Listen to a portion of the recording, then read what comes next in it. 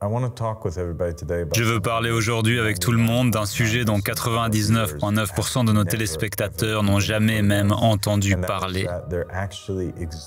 Et c'est qu'il existe 2 sourates entières qui ont été écrites et préservées, qui ne sont pas incluses dans le Coran actuel, mais des narrations affirment que ces sourates faisaient bien partie du Coran.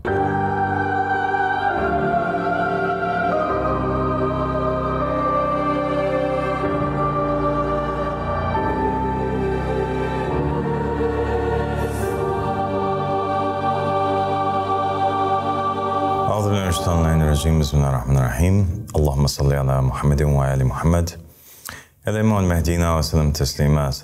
alaikum wa rahmatullahi wa barakatuh, mon cher frère et compagnon Sanad. Wa alaikum salam wa rahmatullahi wa barakatuh, maître. Merci de m'avoir rejoint. Merci de m'avoir invité. Que Dieu te bénisse. Donc aujourd'hui nous allons parler d'un sujet vraiment important. Et le sujet en fait est une réponse à beaucoup de personnes qui posent constamment cette question. Le groupe de personnes dont je parle, ce sont essentiellement les coranistes, ou ceux qui rejettent en grande partie les narrations du prophète Mohammed sallallahu alayhi wa sallam, et qui disent qu'il y a eu beaucoup de corruption et que la seule chose que nous sommes obligés de suivre, c'est le Coran.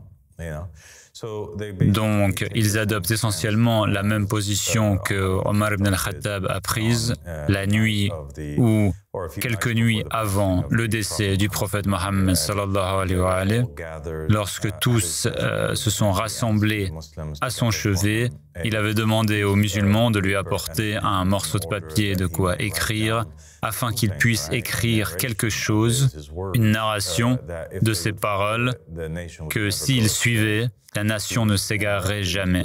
Il a été interrompu de manière impolie par l'un des compagnons, et cet individu était Omar ibn al-Khattab. Il a été identifié comme étant Omar dans d'autres narrations, et il a dit, le prophète délire, il hallucine, il ne va pas bien, le livre d'Allah subhanahu wa ta'ala est suffisant pour nous. Nous avons le Coran, nous n'avons pas besoin de quoi que ce soit d'autre.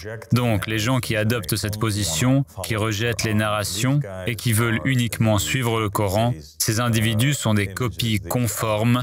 Ce sont des petits Omar ibn al-Khattab qui suivent ce chemin particulier. Et pas seulement Omar, mais aussi certains autres compagnons comme Abu Bakr, qui après le décès du prophète ont pour une raison quelconque décidé qu'il y avait trop de fitna.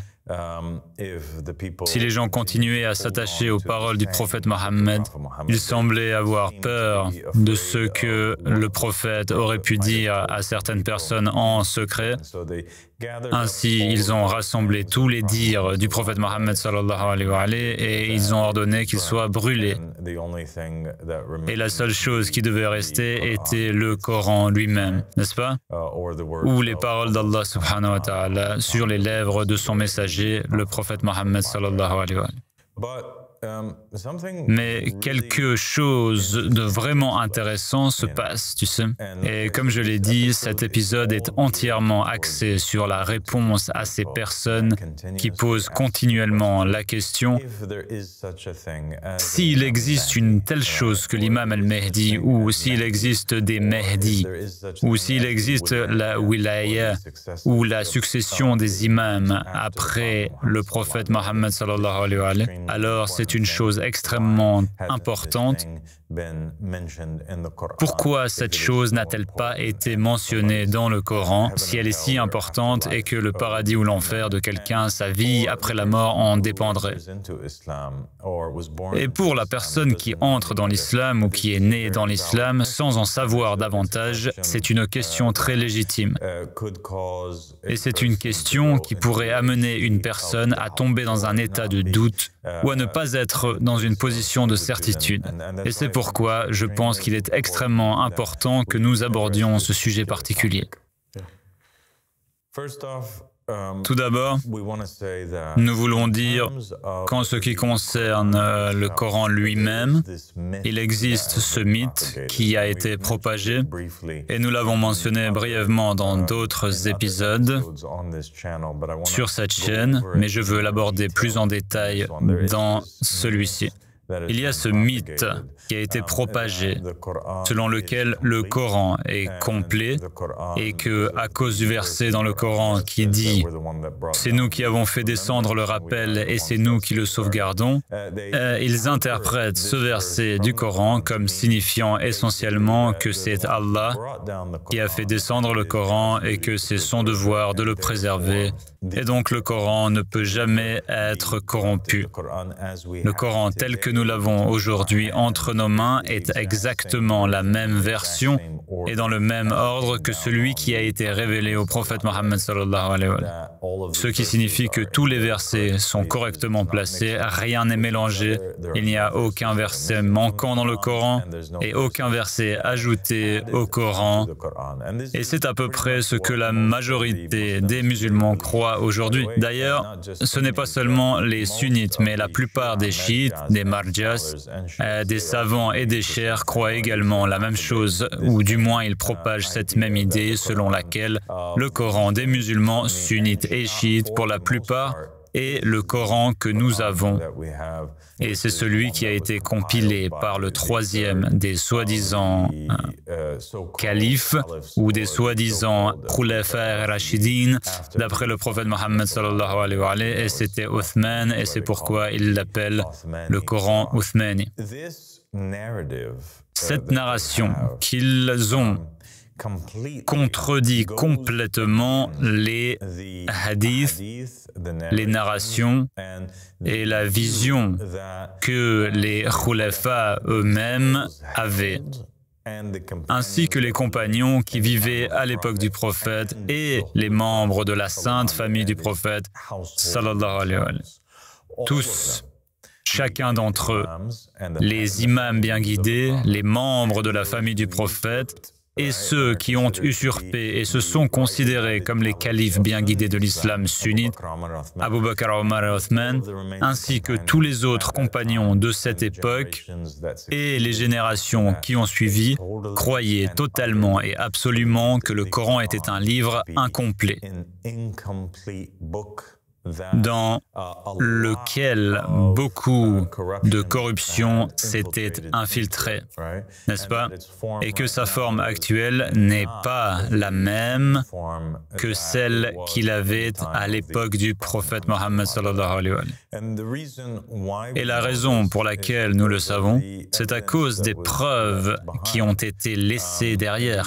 Le deuxième livre le plus sacré pour les sunnites, qui est Sahih Bukhari, est considéré comme une compilation des narrations les plus authentiques du prophète Mohammed sallallahu alayhi wa sallam. Et il préserve également en lui les paroles et les déclarations des compagnons du prophète qui ont vécu avec lui, cette première génération. Il est rempli de narrations et de déclarations où les califes, les compagnons et les épouses du prophète Mohammed sallallahu alayhi wa sallam proclament que le Coran n'est pas complet. Vous trouvez également dans les sources chiites des narrations rapportées par chacun des imams des Ahl al-Bayt qui ont succédé au prophète Mohammed jusqu'au 12e imam, l'imam al-Mahdi. Tous les imams entre ces deux-là proclament que le Coran que nous avons aujourd'hui n'est pas dans sa forme actuelle et qu'il existe un autre Coran qui a été préservé. De plus, le sens même du verset ou l'idée que Dieu préserverait le Coran est expliqué dans un autre verset où il est dit « Wa kulla shay'in ahsaynahu fi imamin mubin » En fait, tout est recensé par nous dans un imam évident ou un imam clair. Ainsi, le Coran est sauvegardé selon la famille du prophète Mohammed, mais il n'est pas sauvegardé sur du papier sous forme écrite, comme un livre écrit. Il est sauvegardé sauvegardé dans le cœur, dans l'esprit, dans l'âme d'un imam infaillible que Dieu place sur terre à chaque époque. Et chaque imam hériterait du vrai Coran de l'imam qui le précédait. De cette manière, le Coran ne serait jamais perdu, car il y aurait toujours un imam pour le préserver, génération après génération. Et c'est ainsi que Dieu préserve le Coran par son esprit présent parmi sa création, capable de préserver ce Coran, plutôt que cette idée ou cette notion selon laquelle tous les êtres humains posséderait une copie préservée du Coran sous forme écrite, compilée par le troisième des califes Othman, après qu'il ait brûlé toutes les autres copies du Coran et toutes les autres narrations qui disaient le contraire. Les narrations des Ahl al-Bayt alayhimus salam rapportent également de nombreux incidents où des personnes ont témoigné, où les imams ont raconté que Imam Ali, après le décès du saint prophète Mohammed, est resté dans sa maison pendant 6 mois sans aller nulle part afin d'accomplir la première tâche qui lui avait été confiée par le prophète. Et la première tâche qui lui avait été confiée par le prophète était de compiler le Coran sous sa forme originale. Il devait donc l'écrire. Ainsi, pendant 6 mois, il compila un livre, il écrivit les versets du Coran dans l'ordre dans lequel ils avaient été révélés, depuis le tout premier verset jusqu'au dernier verset, dans l'ordre de la révélation. En plus de cela, il ajouta dans le livre les interprétations qui lui avaient été données par le prophète Mohammed le zahir et le batin, les significations apparentes et les significations ésotériques de chaque verset, ainsi que les raisons de leur révélation, les circonstances et les noms des personnes à propos desquelles les versets avaient été révélés. Il écrivit toutes ces interprétations et le tafsir. Donc essentiellement, nous avons ce livre, ce grand livre qui contient le Coran dans son intégralité. Et nous avons dans ce Coran beaucoup de versets et de sourates qui n'ont pas été préservés dans le Coran que nous avons aujourd'hui. Et aussi, dans ce livre, nous avons l'interprétation complète et l'explication complète du Coran afin que la nation musulmane ne se perde jamais. Et selon les narrations, l'imam Ali alayhi salam prend ce livre et il tente de le remettre à Abu Bakr et Omar, mais ils le rejettent et ils disent « Nous avons notre propre Coran, nous n'avons pas besoin de ton Coran, va-t'en ». Et imam Ali alayhi salam dit « Vous ne verrez plus jamais ce livre, il restera avec ma famille jusqu'à l'émergence du Mehdi et alors ce sera lui qui sortira ce livre et le présentera aux gens ». De nombreuses narrations disent que le Qa'im viendra avec une nouvelle affaire, une nouvelle jurisprudence, qu'il viendra avec un nouveau livre et il restaurera l'islam une fois de plus. Il détruira ce qui a été avant lui, tout comme le prophète Mohammed a détruit ce qui était avant l'islam. Ainsi, si le prophète a détruit l'idolâtrie avant l'islam, le Qa'im détruira ce qui est venu avant lui. Et ce qui est venu avant lui est une version idolâtre de l'islam dans laquelle les musulmans sont les partisans des savants de l'égarement de Abu Bakr, Omar et Othman, ainsi que des usurpateurs et des tyrans qui ont pris les droits des Ahl al-Bayt alayhimus salam. Et les narrations continuent et elles disent qu'il vient avec un nouveau livre et fondamentalement ses compagnons vont lever des tentes au milieu de Koufa et les compagnons non arabes de Qa'im vont enseigner aux Arabes le Coran tel qu'il est descendu. Et donc, dans cette narration, nous avons une indication et une implication très claire que le Coran que les gens ont maintenant n'est pas la véritable version et que le véritable Coran va venir plus tard et que ce n'est pas la forme véritable et que le Coran tel qu'il est descendu sera révélé par les compagnons qui accepteront le Qa'im, dont la plupart sont des non-arabes. Et pour la plupart d'entre eux, il est facile d'accepter une version différente du Coran, contrairement aux gens qui sont arabes et qui ont grandi avec l'islam, qui trouveront cela très difficile. C'est pourquoi les narrations disent que l'affaire de Qa'im est quelque chose de très difficile, surtout pour les Arabes et particulièrement pour les Perses, et qu'il y a très peu d'Arabes qui seront avec lui. Et les narrations disent que ses premiers ennemis sont les Arabes. Il n'a pas d'ennemis plus clairs, plus évidents que les Arabes et les Perses, parce que ce sont eux qui ont un intérêt particulier dans la préservation de la version actuelle du Coran, en raison du fait qu'ils l'ont propagé, et ce sont eux qui parlent son langage, ou du moins les Arabes parlent cette langue. Et une autre narration mentionne que rien ne sera plus difficile pour la personne qui a mémorisé le Coran que la mémorisation du Coran à l'époque du Qa'im, parce qu'il viendra avec une forme et une manière complètement différentes. Ainsi, voici quelques-unes des nombreuses narrations que nous avons dans l'islam chiite qui soulignent ce fait qu'il existe un très grand problème, et ce problème est la corruption du Coran. En ce qui concerne l'islam sunnite, lorsque vous examinez Sahih Bukhari, c'est absolument rempli. Mohammed, et tu le sais, il est rempli de narrations après narration, dans lesquelles les compagnons déclarent que le Coran, tel qu'il est, n'est pas complet. Vous avez par exemple Omar ibn al-Khattab lui-même, qui était responsable de nombreuses destructions des différentes versions du Coran. Il semble qu'il ait brûlé des versions du Coran qui contenaient des versets auxquels il était attaché. Et après que la destruction a eu lieu, il s'en est rendu compte et il dit « Oh mon Dieu, eh bien, que dois-je faire maintenant? Tu sais, parce que je me souviens de ce verset qu'on appelait le verset de la lapidation. Il aimait vraiment lapider les gens et il ne pouvait plus retrouver ce verset. Et donc il témoigne, il dit « Tu sais, si ce n'est pour les gens qui m'accuseraient d'inventer des versets dans le Coran, je l'aurais écrit de ma propre main car je l'ai mémorisé de toute façon, le verset de la lapidation dans le Coran. Et malheureusement, je ne peux pas le retrouver, personne ne l'a préservé, donc nous allons devoir faire sans. » D'autres compagnons ont dit, dans ces narrations sunnites, personne ne devrait dire qu'il a mémorisé l'intégralité du Coran, plutôt dites que vous avez mémorisé ce qui a survécu du Coran, car une grande partie du Coran a été perdue.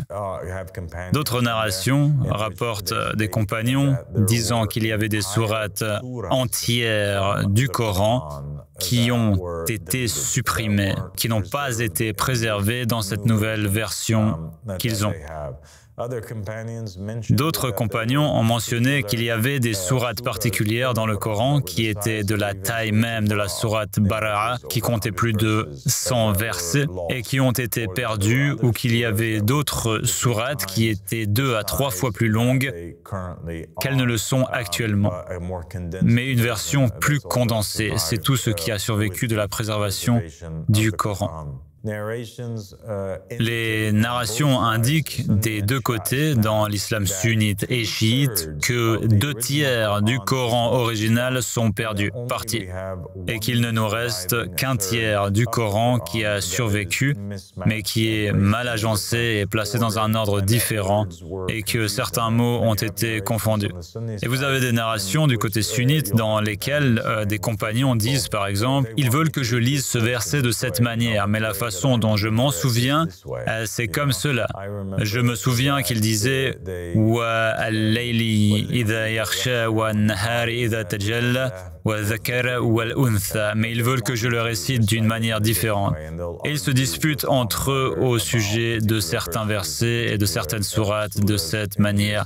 Et vous avez dans les sources chiites des tonnes de hadiths dans lesquels les imams disent essentiellement « Ne récitez pas le verset de cette manière, voici comment le verset est descendu. » Vous avez Aïcha, la femme du prophète Mohammed sallallahu alayhi wa alayhi, proclamant qu'il y avait des parties du Coran, des versets du Coran qui étaient écrits et qui étaient cachés sous le lit et qui ont été mangés par une poule ou par une chèvre et qu'ils ont été perdus de cette manière.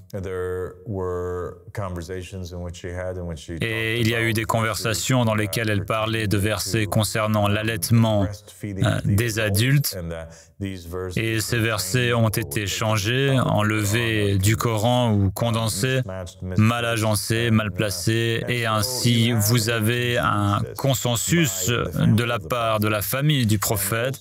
Et aussi, j'ai écrit à ce sujet dans le but du sage, et les gens peuvent y jeter un coup d'œil et lire plus cela en détail. Tout ce qu'ils ont à faire, c'est de se rendre sur notre site web, d'aller dans la section bibliothèque, et ils peuvent télécharger et lire le but du sage gratuitement ou commander une copie physique en anglais ou en arabe.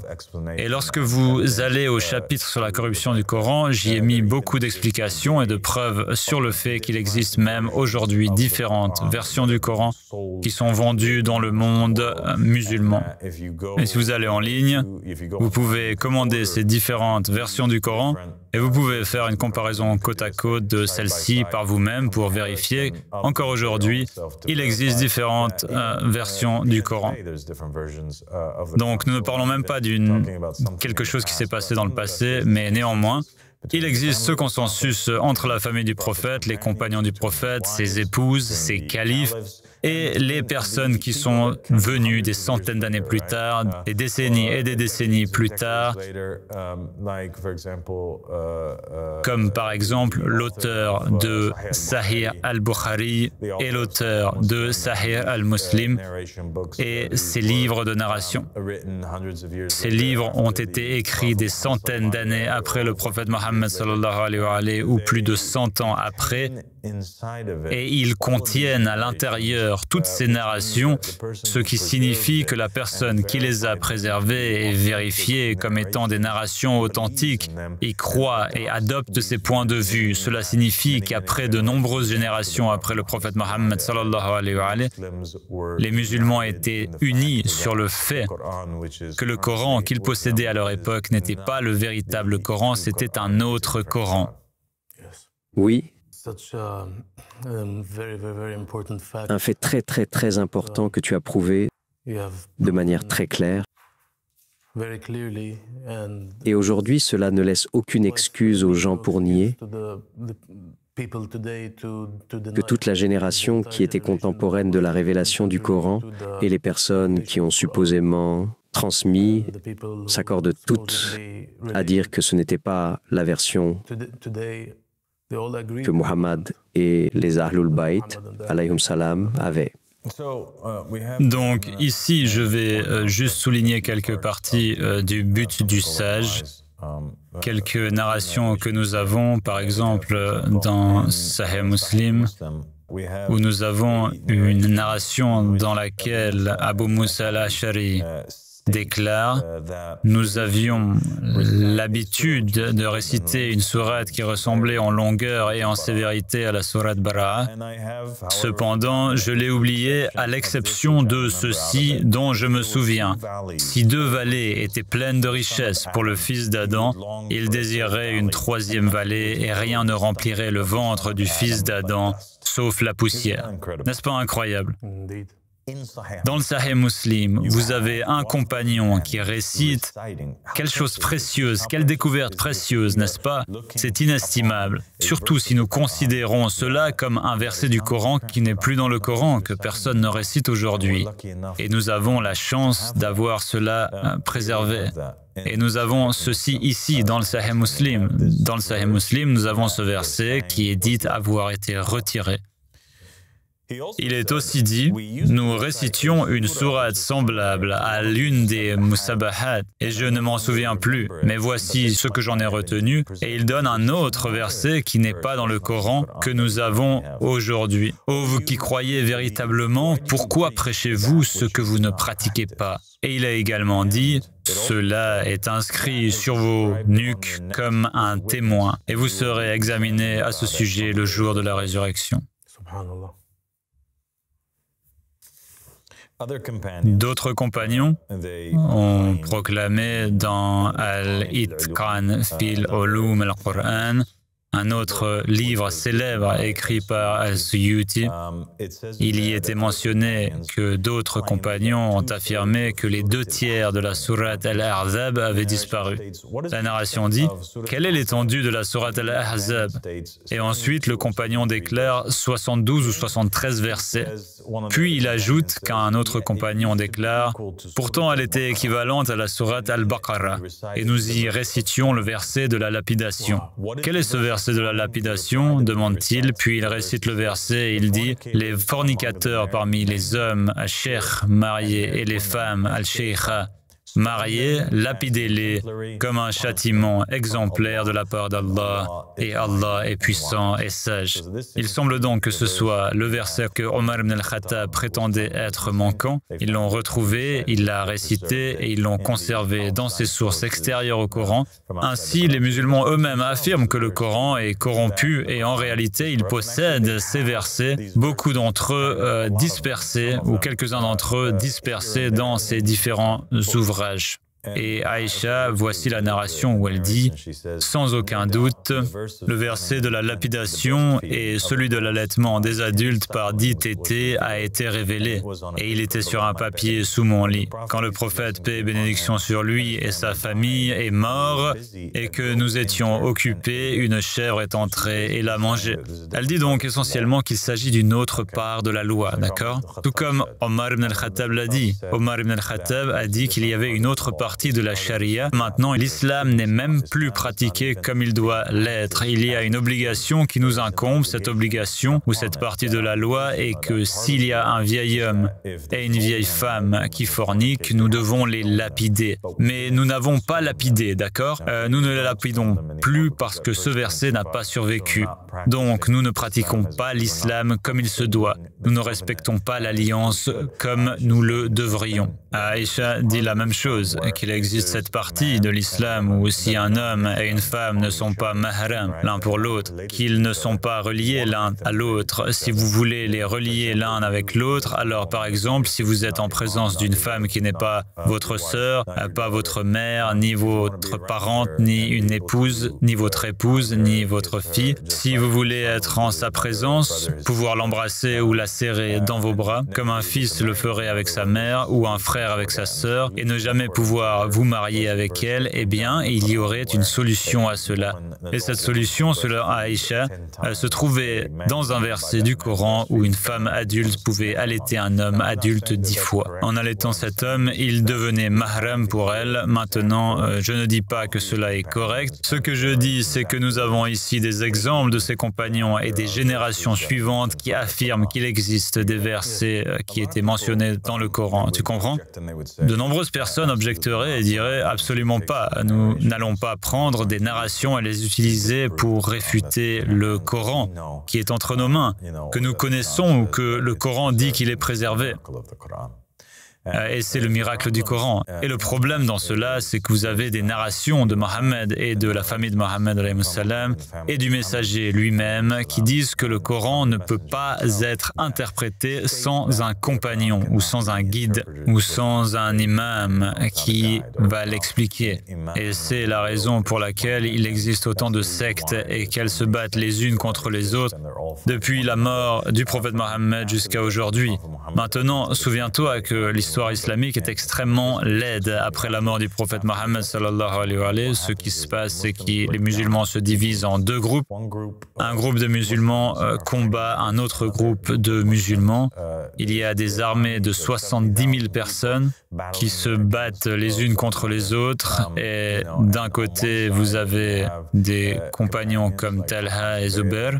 Vous avez Aïcha, l'épouse du prophète Mohammed sallallahu alayhi wa sallam, qui assise et chevauchant un chameau sort pour mener une armée contre le prince des croyants, et l'époux de la fille du prophète Mohammed, son cousin et son successeur, l'imam Ali alayhi salam, et ses compagnons sont de l'autre côté et ils se livrent une lutte acharnée les uns contre les autres. Et cela parce que le guide du Coran n'est plus là. Et ces musulmans sont désormais en désaccord les uns avec les autres sur le sens des versets et sur la religion elle-même. Ainsi, le livre doit avoir son auteur avec lui, ou le compagnon du livre, la personne qui le préserve, et c'est essentiellement ce que les narrations des Ahl al-Bayt alayhimus salam affirment. Il y a aussi cette autre chose que les Ahl al-Bayt alayhimus salam ont dite, et que le prophète Mohammed sallallahu alayhi wa sallam a dite. Il a vraiment insisté sur ce point, et ces Ahl al-Bayt ont également insisté là-dessus, à savoir qu'il existe une règle d'or. Et cette règle d'or est que si vous entendez une narration venant de Mohammed ou attribuée à Mohammed ou au Ahl al-Bayt, vous n'êtes pas autorisé en tant que musulman à la rejeter. Peu importe à quel point elle semble absurde, vous ne pouvez pas nier l'information, surtout si vous êtes dans le doute quant à sa source ou si vous ne savez pas si elle est vraie ou fausse. Alors, que veulent faire les musulmans de nos jours? Ils veulent entendre ces narrations, mettre leurs doigts dans leurs oreilles, comme les gens à l'époque de Noé, et lorsque le Coran il est dit qu'ils mettaient leurs doigts dans leurs oreilles et couvraient leur visage avec leurs vêtements pour ne pas entendre le message. Le prophète Mohammed sallallahu alayhi wa sallam a dit que c'est entièrement faux, vous ne pouvez pas faire cela. Si quelqu'un vient à vous en disant que le prophète Mohammed ou ses Ahl al-Bayt ont dit quelque chose, vous êtes contraint de l'accepter plutôt que de le rejeter. Vous devez accepter et supposer que c'est vrai au lieu de le nier et de supposer que c'est faux jusqu'à ce que l'affaire soit clarifiée. Donc, la bonne chose à faire, la réaction automatique que le croyant devrait avoir est d'accepter ces paroles attribuées au prophète ou au messager, de peur qu'il ne rejette quelque chose qui aurait vraiment été dit par le prophète Mohammed sallallahu alayhi wa sallam, ce qui signifierait que cela a réellement été dit par Allah subhanahu wa ta'ala, et par cette action, ils auraient démenti Dieu depuis au-dessus de son trône, ainsi que le messager et les Ahl al-Bayt alayhimus salam, et cela est un grave péché.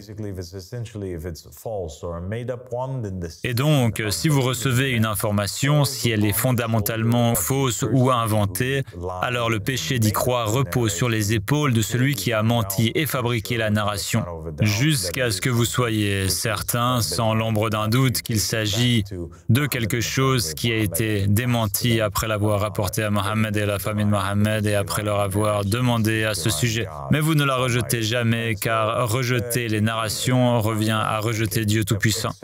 En adoptant cette ligne de pensée, en acceptant et en obéissant à cet ordre d'Allah subhanahu wa ta'ala, transmis sur les lèvres du prophète Mohammed et de son messager, accepter ces narrations signifie quoi? Ça signifie que nous devons accepter toutes les narrations, sauf si le contraire est prouvé, sauf si nous avons un infaillible qui nous le dit. Donc, il n'y a pas de place maintenant pour le ilm al-rijal ou l'étude pour scruter les narrateurs et les compagnons pour dire qu'il s'agissait d'une personne digne de confiance ou non. Nous devons jeter tout cela par la fenêtre, et d'ailleurs, c'est exactement ce que font les grands livres chiites écrits par les Majlisi et d'autres.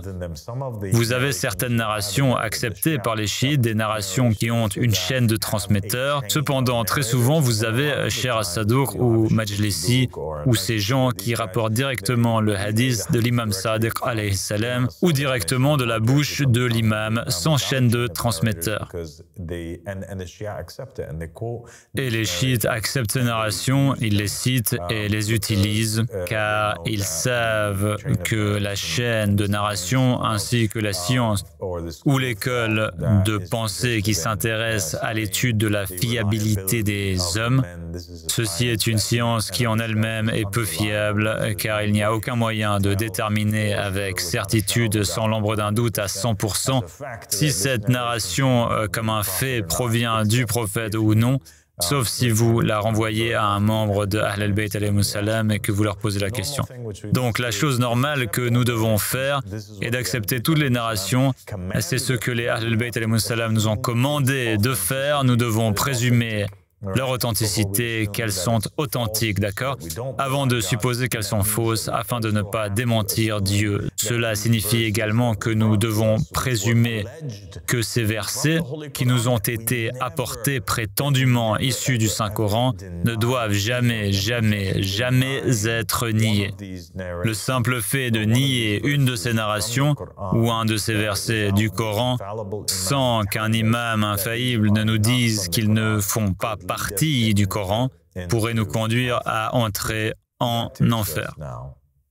Cela nous amène maintenant à quelque chose de vraiment important et intéressant que je veux partager avec tout le monde aujourd'hui. Et c'est ce sujet de ces deux sourates qui ne figurent pas dans notre Coran actuel. Jusqu'à présent, nous avons examiné les narrations et nous avons vu dans ces narrations des citations de versets particuliers. Mais je veux parler avec tout le monde aujourd'hui d'un sujet dont 99,9% de nos téléspectateurs n'ont jamais même entendu. Et c'est qu'il existe en réalité deux sourates entières qui ont été écrites et préservées, mais qui ne sont pas incluses dans le Coran actuel. Mais des narrations affirment que ces sourates faisaient partie du Coran. L'une d'elles s'appelle Sourate Al-Nurayn, la sourate des deux lumières. Et une autre sourate s'appelle Sourate Al-Wilaya. As-tu déjà entendu parler de ces deux-là? Donc, nous allons prendre un moment, nous allons lire Sourate Al-Wilaya, et puis nous partirons de là et la partagerons avec les gens pour la toute première fois. Sommes-nous prêts? Bismillah al-Wahid al-Qahar. يا أيها الذين آمنوا بالنبي وبالولي الذين بعثناهما يهديانكم إلى صراط مستقيم نبي وولي بعضهما من بعض وأنا العليم الخبير إن الذين يوفون بعهد الله لهم جنات النعيم والذين إذا تليت عليهم آياتنا كانوا بآياتنا مكذبين إن لهم في جهنم مقاما عظيما إذ نودي لهم يوم القيامة أين الظالمون المكذبون للمرسلين ما خلفتهم المرسلين إلا عني وما كان الله ليظهرهم إلى أجل قريب وسبح بحمد ربك وعلي من الشاهدين. Au nom d'Allah, l'unique, le conquérant, ô vous qui avez cru, croyez aux prophètes et aux gardiens que nous avons envoyés pour vous guider sur un droit chemin, un prophète et un gardien, l'un de l'autre, et je suis l'omniscient, le tout connaissant. En effet, ceux qui remplissent leur pacte avec Allah auront des jardins de délices, et ceux qui, lorsque nos versets leur sont récités, nient nos versets, ceux-là auront en enfer une place assurée. Quand il leur sera proclamé au jour de la résurrection, où sont les injustes, ceux qui ont renié les messagers? Je n'ai pas désigné les messagers comme successeurs, sauf par mon commandement, et Allah ne les rendrait pas apparents avant un terme proche. Et glorifiez votre Seigneur par sa louange, et Ali est parmi les témoins. En ce qui concerne cette sourate, il s'agit de la sourate Al-Wilaya, qui aurait supposément 7 versets.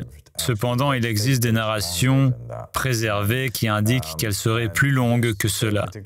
Et cette sourate particulière est significative en raison de son contenu, et vous comprendrez pourquoi. Dans cette narration, une narration rapportée par Jabir al-Jufi, on la retrouve dans certains manuscrits écrits à la main. La narration elle-même déclare que Jabir al-Jufi dit essentiellement qu'il a posé une question à l'imam al-Baqir, de lui et la lumière, à propos du Coran, et lui pose exactement la même question que nous avons posée au tout début de cet épisode, à savoir pourquoi les imams, le Mehdi, les noms des Ahl al-Bayt alayhimus salam ne figurent-ils pas dans le Coran s'ils sont si importants, n'est-ce pas?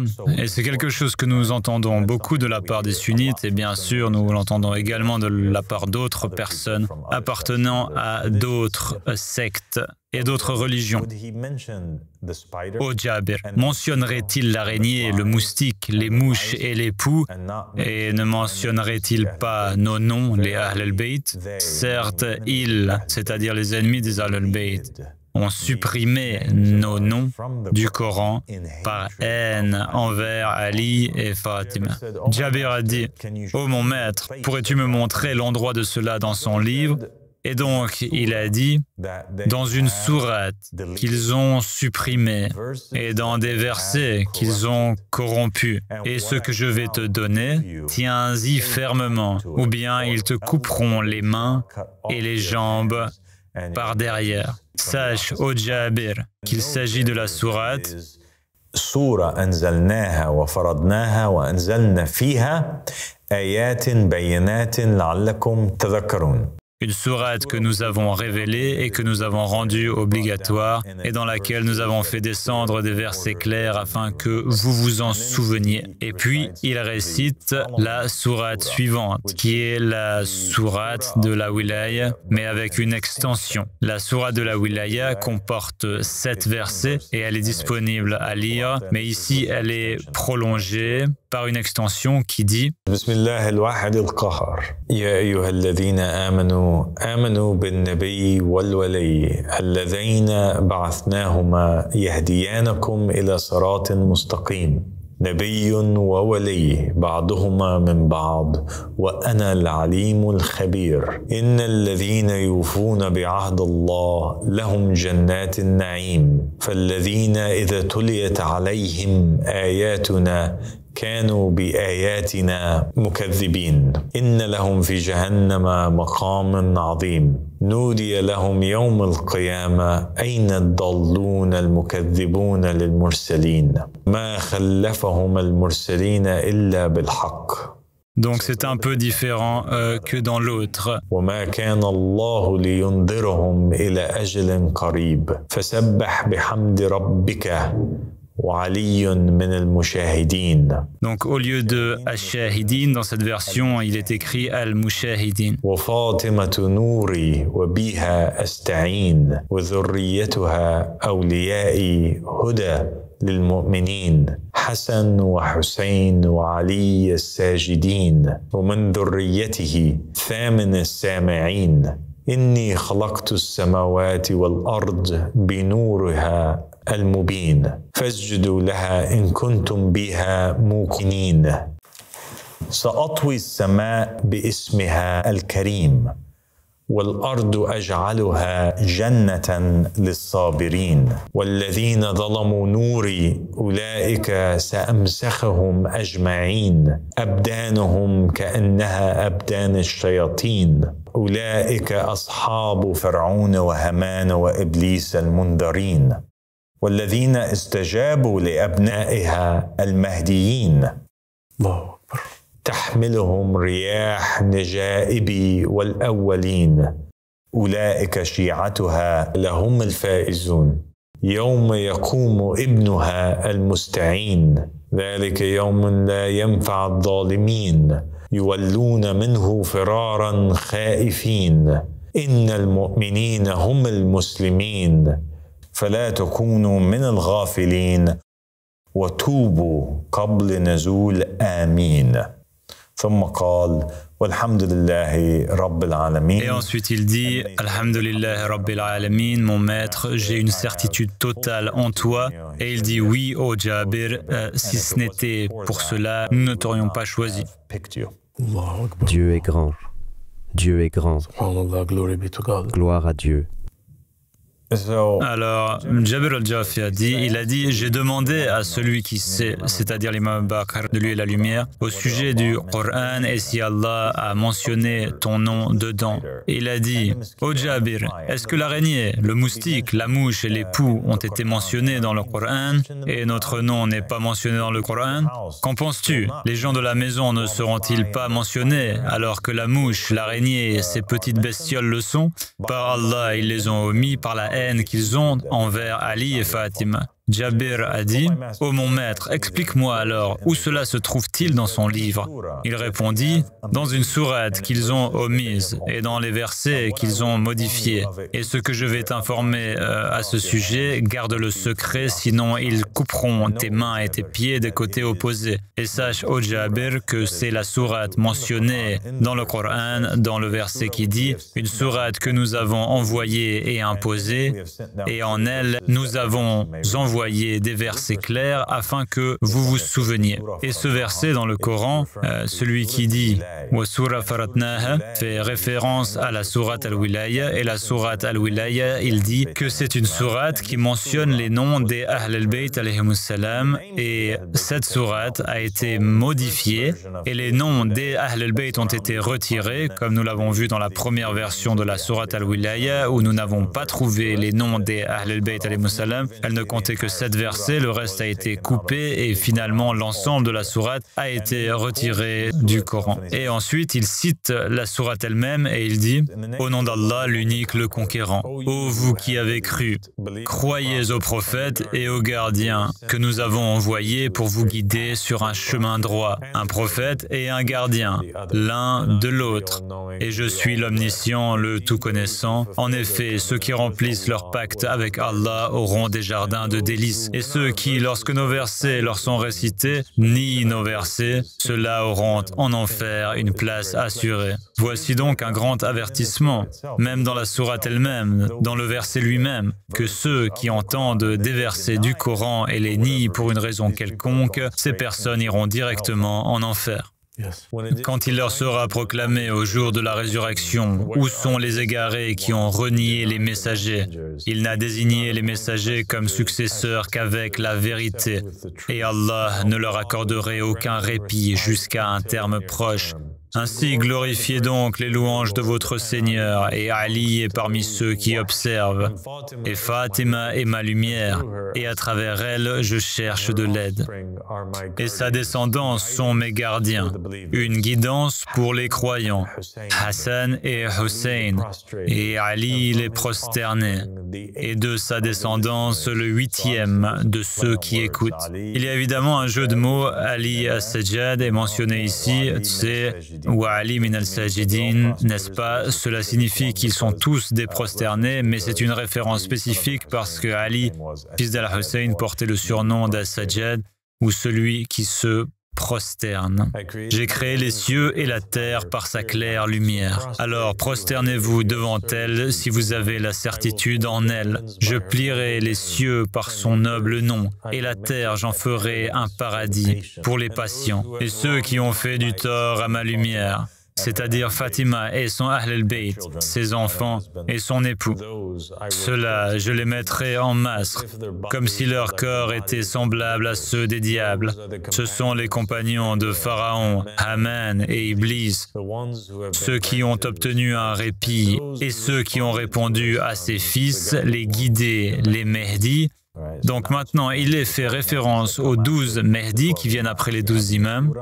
Dans la sourate, il est mentionné nommément Ali, Fatima, Hassan et Hussein, et Ali Zayn al-Abidin ou Ali Sajjad, puis les 8 de ses fils, qui sont les 8 imams restants menant à l'imam al-Mahdi alayhi salam. Et ensuite, il y a une référence aux différents Mehdi. Mais qui sont les Mehdi? Ils seront portés par les vents de mes élus et des premiers. Et ce sont ses partisans, les chiites, et ils seront les victorieux, ceux qui soutiendront les Mehdi. Le jour où son fils, celui qui dépend de Dieu, se lèvera, c'est une référence au Qa'im, ce jour-là, les injustes ne profiteront point. Ils le fuiront par peur. En effet, les croyants sont les musulmans. Ne soyez donc pas parmi les insouciants et repentez-vous avant la descente d'Amin. Gloire à Dieu. C'est incroyable. C'est incroyable, n'est-ce pas? Incroyable. Donc, nous laisserons cela comme matière à réflexion pour les gens. Et Inch'Allah, nous nous retrouverons dans un autre épisode. Alhamdulillah Rabbil Alamin. Et sallallahu ala Muhammad wa ala Muhammad, ala imma wal mahdiyin wa salam taslima.